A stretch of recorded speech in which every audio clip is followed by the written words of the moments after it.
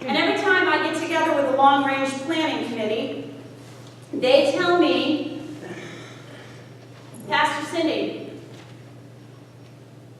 we don't want you to talk about money. Why do you think they don't want me to talk about money? What, Marcia? Turn people away. It turns people away, yeah. Why don't we talk about money in the church? We're afraid? Yeah, we'll turn people away. What else? Why else don't we talk about money in church? We're supposed to trust God. What? We're supposed to trust God that He'll supply what we need. We're supposed to trust God that God will supply what we need? We're talking about money. Don't tell anyone. Yeah. Money is one of those subjects we're not supposed to talk about. And I don't know why. You know, I haven't been alive as long as some of you, and I could never understand that. Because Jesus talks about money. He's talking about it in today's gospel reading. He talks about it in other places. Money is one of those taboo subjects, right? Like, you know, your mother probably taught you that there are 3 subjects you never mention at a dinner party or in polite conversation. What are they? Politics. Religion. And either sex or money, depends who you ask, so we'll put 4, right? So today we won't be talking about sex. I know. But we will be talking about money. We will be talking about a little bit about politics. And we will definitely be talking about religion. So this is your chance to leave now. No, I'm just kidding. Don't leave, please. Because not only are we going to be talking about money, but I am going to be giving you money. Yeah, instead of asking you for money today, I'm going to be giving you money. All right? So just wait. Just wait for it. All right. How many of us give little to no thought about giving money away? Do all of us think about giving money away? I know I try to teach my children that when they get money, when they're working and they get money, there's 3 things they should do with that money. They should save a little bit. They can spend a little bit. I usually say a third, and a third they need to give away to the church, to a charity of their choice, to whomever. Because your answer that you all said, giving money away, how does that make you feel?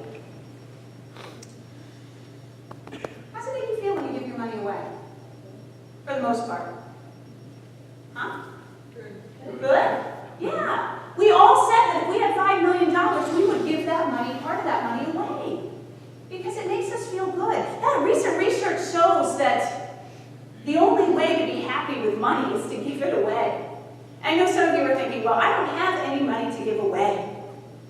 Well, for those of you that have the Facebook or even email accounts, you'll notice, you might have seen this before. If you have a house or a place to live and a car, and you have food on your table, then you are richer than 75% of the people on our earth. 75% of the people you are wealthier than. So you can't say, oh, you know what, Pastor Cindy, Jesus is talking about this rich man. He is talking to every one of us. Every one of us. Because I happen to know that out of all the people in this room, all of you have a home, because I think I've been to almost all of them. Not all of them, but almost all of them. All of you have a car, because you got here today. And hopefully all of you have enough food on your table. And if you don't, please let me know that. So that means right now that this population that we have in this church is richer than 75% of the world. So that makes you rich, each and every one of you. Makes me rich.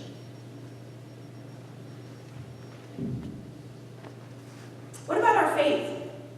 What about religion? How often do we think about religion? Do we think about it on Sundays when we come here? Do we think about it when it's time to bring our children to get baptized?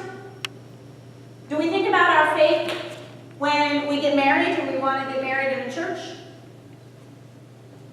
How often do we think about God and our faith? if you had your checkbooks with you, I would invite you to open your checkbooks. Because what you spend your money on talks a lot about your priorities. If you decide, like Jim was talking about when he does his budget,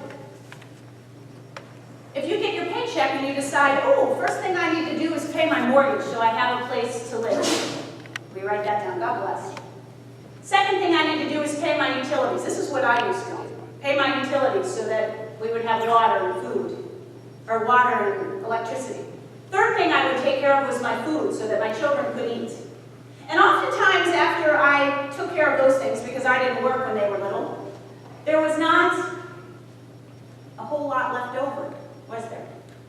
Is there? Yeah, so you can see my priority was on my family, right? Because those were all things that I did to take care of my family. And I remember my husband at the time, not Larry, but JR would say, well, Cindy, there's nothing left for you to give to your church. And I said, well, you know, that's not all that church membership is about. It's not just all about sharing our treasure. It's also about sharing our time and our talents. And so I volunteered to teach Sunday school.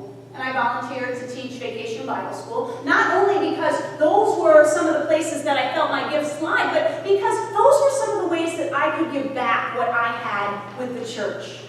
Some of the ways that I could share God's love with the church. But how often do we think about God? How often does religion play into the picture? Do you consult God on a daily basis? Let's say you're thinking about retiring. You talk to God about when the best time to retire would be.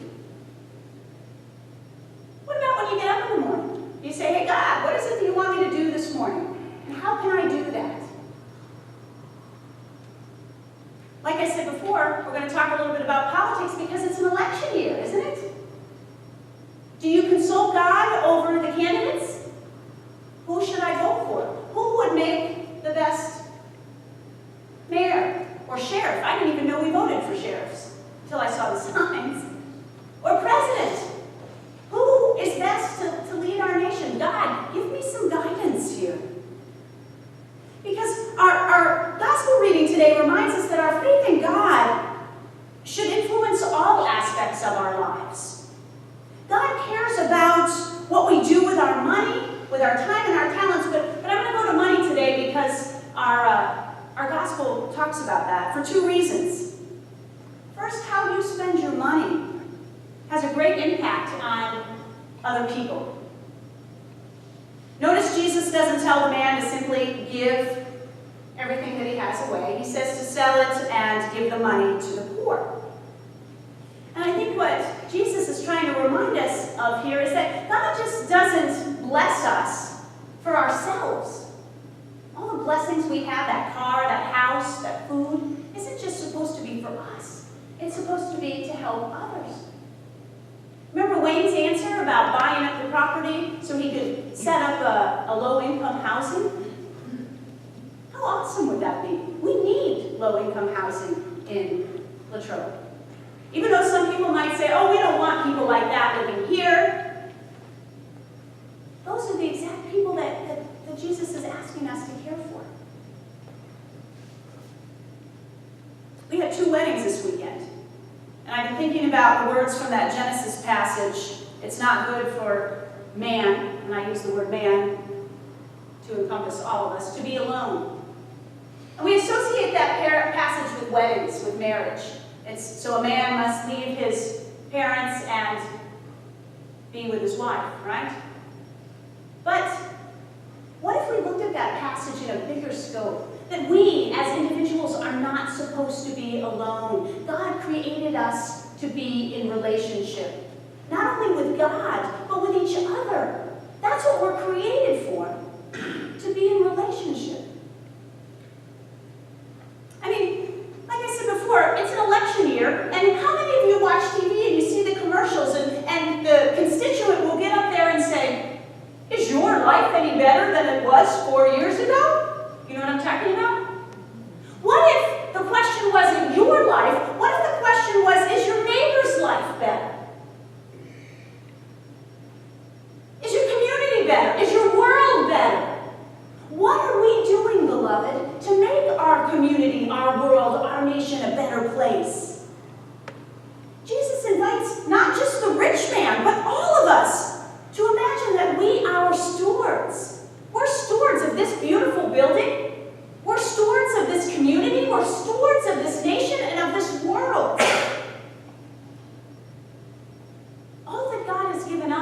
He charges us to care for each other with. And second, how we spend our money has a great impact on our own welfare. Because when you have a lot of money, or you put your importance on money, what do you end up relying on? Money, yeah. Think about the times when you relied the most heavily on God. When were those times? I'm guessing it's not when you had money. I'm guessing it's when you had a great need. Money can mask our dependence on God because we think if we just had enough money, everything would be okay. Jesus calls the rich man into relationship with his neighbor, both for the sake of the neighbor, but also for himself. Like I mentioned before, when we give away our resources, it's then that we feel the best, that we know we're taking care of one another, and that we feel right with God. And there are so many ways that we can do that. You know, Jesus doesn't ask the rich man to give away his money to test him or to give him grief. He asks him this so his relationship will be right because Jesus loves him. And that's the same reason Jesus asks us to share what we have with him. Because he loves us. And he knows that all will be right when we volunteer, when we give of our time and our talent and our treasure, when we bring in muffin mix for the Latrell Pantry, when we support our lay life through the books and a sale that we had. We raised over $1,000 to do mission in this community and in this world with. That's awesome. That Neighbors in Need offering we collected last week, even if it's only $1 you were able to put in there, all those dollars together work for the glory of God. Here's the thing. This man comes to Jesus for a reason. He knows everything is not all right. Because he said he's been following all the commandments, he's been following all the laws, and yet something is missing in his life. What's missing in your life, beloved?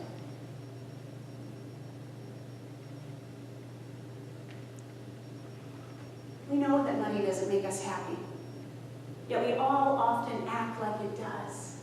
Why do we do that? I think it's because we live in a culture that bombards us 24/7 with a seductive and false message. You know, money, you need money because you need to go buy things. And if you buy things, you'll feel better.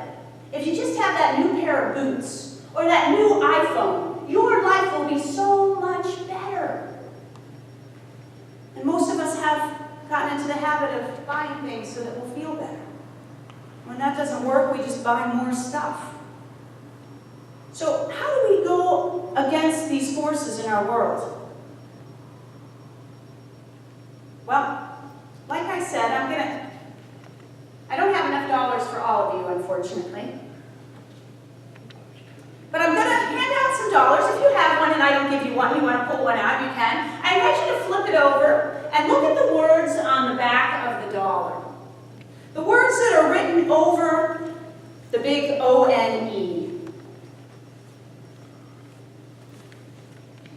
You see those words there?